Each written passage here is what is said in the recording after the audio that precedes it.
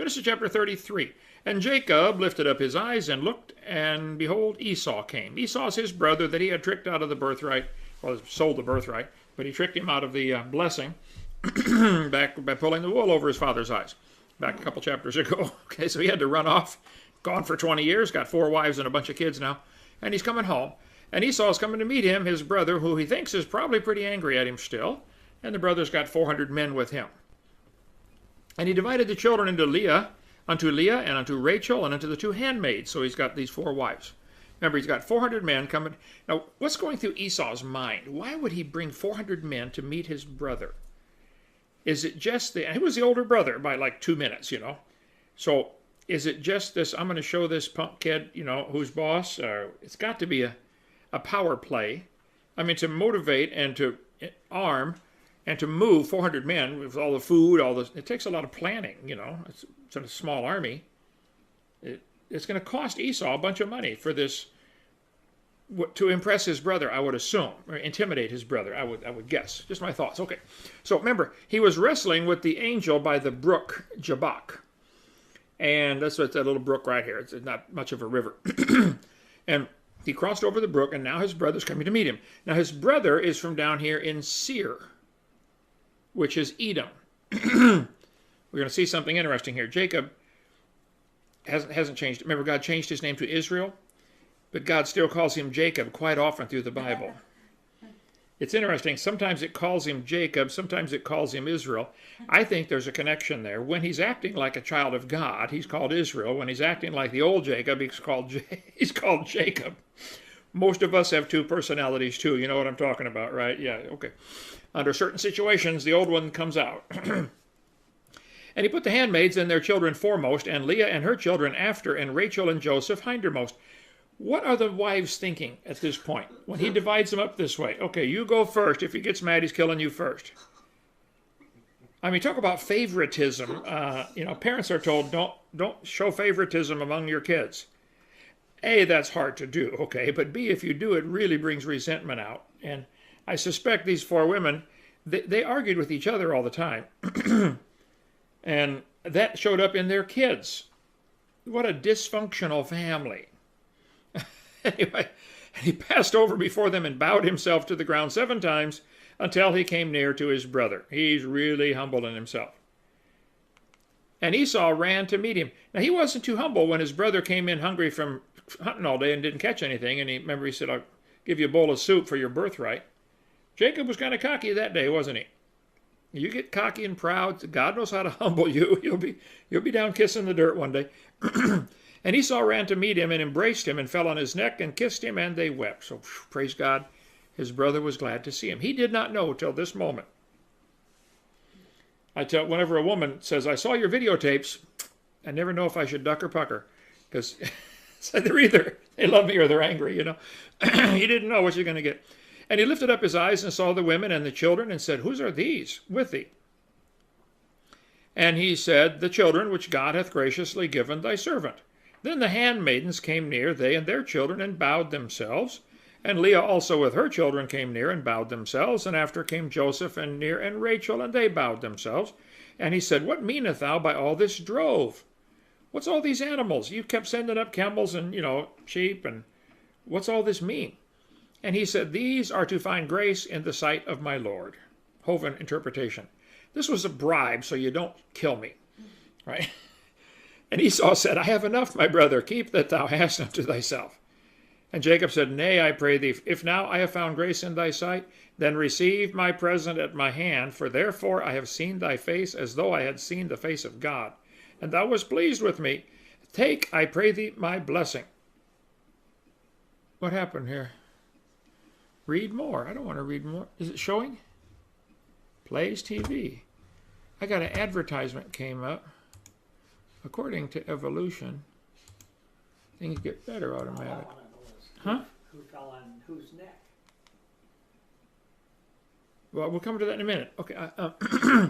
I pray thee, take, I pray thee, my blessing that is brought to thee, because God hath dealt graciously with me, because I have enough. And he urged him, and he took it. He wanted to make sure his brother kept this, so he could always refer back to it. You ever have somebody tell you, they give you a gift, and for the next 20 years, they remind you about it. Yeah. You remember that dinner I cooked for you 20 years ago? You better be... Come on. I thought it was a gift. If it's a gift, it's over. Forget it. You don't have to keep bringing it up. It's done. You don't have to keep reminding them that you gave them a gift. This is obviously a personality defect. Okay, something wrong here. But he urged him and he took it. And he said, let us go our journey and let us take our journey and let us go and I will go before thee. I think Esau is saying, hey, Jacob, let's go on the trip here. I'll go before you. And he said to him, my Lord knoweth that the children are tender. So this has to be Jacob talking to Esau. And the flocks and herds are with young are with me. And if men should overdrive them one day, all the flock will die. He's saying, look, you got a bunch of soldiers, a bunch of men. I got a bunch of kids and sheep. You can't push them too hard. They'll all die. So we got to go slow. Let my Lord, I pray thee, pass over before his servant. Now watch this carefully.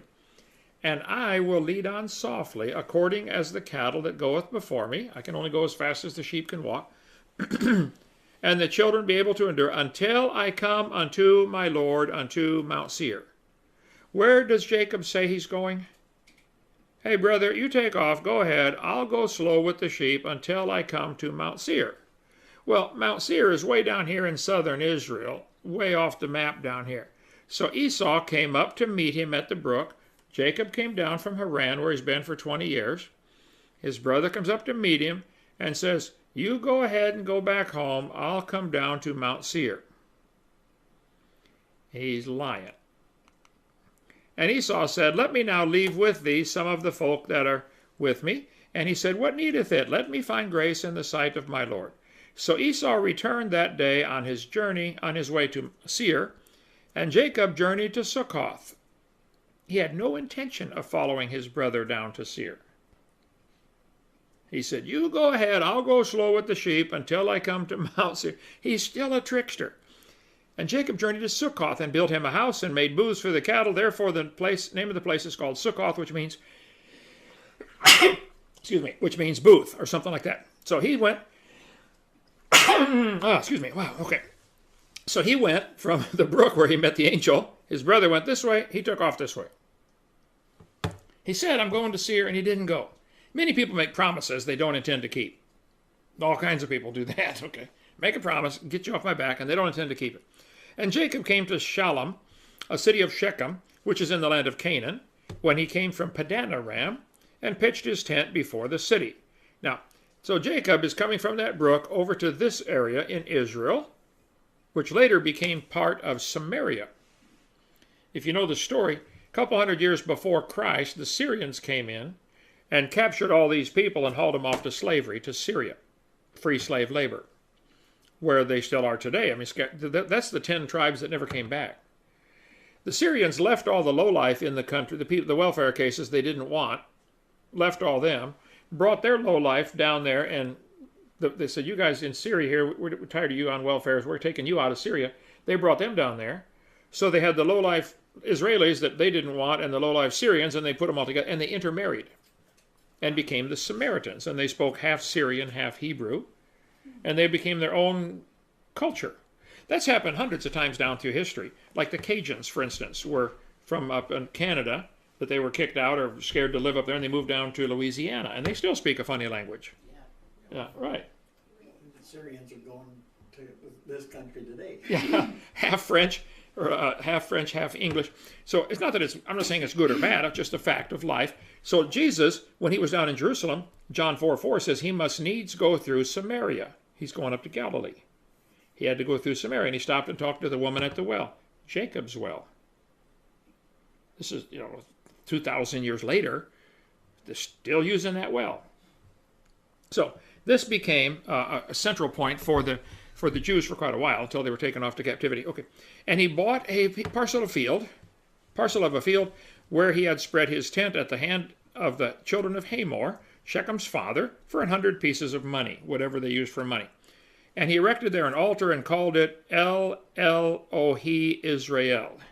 And I don't know what that means in Hebrew, but El means God, so it's got El in there twice, 3 times. And Israel also has the name, means God. So he decided he's going to move in and settle down and get away from his brother. Going to take off and hide. And sometimes you got to do that. But It's interesting. Jacob hasn't changed a lick. He bought this field. He's going to settle in this land right over here. And Jacob and his 12 sons, he's going to have another one later, they are going to have a brother named, their brother named Joseph, they were always envious of. Remember, Jacob sent the wives ahead, Rachel and Joseph went last. And if a dad shows favoritism to one of the kids, what do the other kids do to that kid when they get their chance? Whatever they can that's mean, right? And they threw him down in a pit. They were going to kill him. And the oldest brother, Reuben, said, hey, let's not kill him. Or one of the brothers, I forget which one. Who? It was Judah, I think. Judah said, don't kill him, let's sell him. Yeah. Make some money off him. Okay. Yeah. And so they sold him to be a slave down to. So your question was, who fell on whose neck? Yes. Back.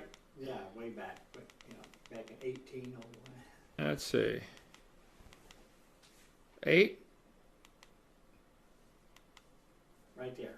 And Esau ran to meet him and embraced him and fell on his neck. It looks like it's talking about Esau for all 3 clauses of the sentence. Is that? It looks like. You don't think it is? I don't know what it is. Interesting. It's just like a dangling participle. Yeah, I think that's kind of a low priority with me trying to figure that out, but I'll think about it now. My first reaction is Esau fell on Jacob's neck and kissed him and embraced him, hugged him. Okay. Anyway, are you running from something? You watching this YouTube tonight?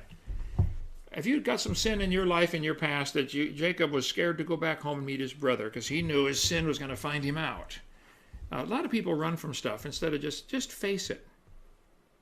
I remember when I was in 4th grade, I tell this story in one of my books for my kids. Where's all those books go? You got it, okay. For my grandkids.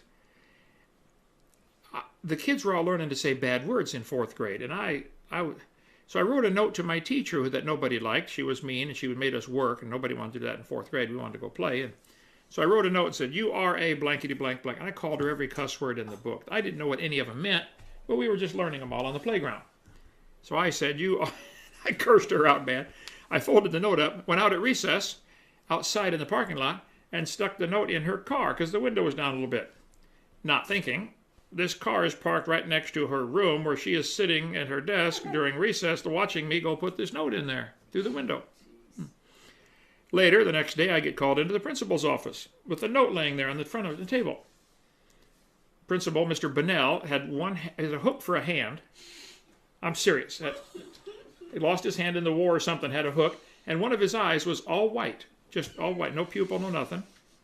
Look, we were scared to death of that guy. All of us were terrified of Mr. Principal George Bunnell. Man, he called me in. He sat me down and he said, Hovind, he handed me the note. He said, Hovind, did you write this note? And I said, no, sir. So he pulled out my handwriting book that we used in 4th grade. Of course, obviously, by my handwriting today, it didn't take, okay? But we're supposed to practice handwriting. He laid the handwriting next to the note. He said, this looks to me like your handwriting. Did you write that note? I said, no, sir. He said, you sit right there in that chair. So I sat there in the chair all of recess while the rest of the kids were out playing. Next time came for recess, bell rang. Teacher said, Mr. Bunnell wants to see you. I went back in the principal's office. He laid the note down. He said, do you write this note? No, sir. Then sit right there. I sat there for 2 weeks every recess. Refused to admit that I wrote that note. Finally, one day, I'm sitting there in my usual spot, counting the nails on the wall and calculating the surface area of the varnish required to paint the wall. And he got a phone call, and he picked it up with his good hand. And he leaned back in his old wooden chair, and the chair exploded, collapsed, boom, and he fell on the floor. I was, 4th grade, There's the principal, Mr. Bunnell, crashes on the floor. He jumps up, slams the phone down on the desk and said, did you write that note? I just nearly wet my pants. I said, yes, sir, I wrote it. I'm so sorry. I wrote that note. I still remember that experience. Here I am, almost 65. I had to be about 10, I wasn't going. And Jacob had this same personality trait, I like studying him because I recognize it in me quite a bit, And you all got the same thing, okay? Don't be laughing. You know what I'm talking about. But when you've done wrong, you need to say, Lord, this is wrong. If we confess our sins, He's faithful and just to forgive us our sins. That's one of those if promises in the Bible. That would indicate if you don't, then he don't either. So if you want to be forgiven, you got to say, Lord, I'm sorry. I'm a sinner. Would you forgive me? And he'll say, okay, sure, come on, let's go. It's a wonderful relationship. And I remember he said, Mr. Bennell said, let me go tell your teacher. I said, no, sir, I want to tell her. And she came in there, and she had to be about 8 feet tall, you know. Of course, I was, 9, 10 years old. I said, Mrs. Albright, I'm so sorry. I did write that note. I'm sorry. And we had a great relationship after that. But I had to get that clear. If you got something in between you and a friend, you and a brother, you and even a lost person, get it straight. Say, okay, I'm sorry. Esau and Jacob ran off for wasted 20 years of his life. Could have had fellowship with his brother, but nope, he stole stuff from his brother and had to run off and ignored him. What a waste.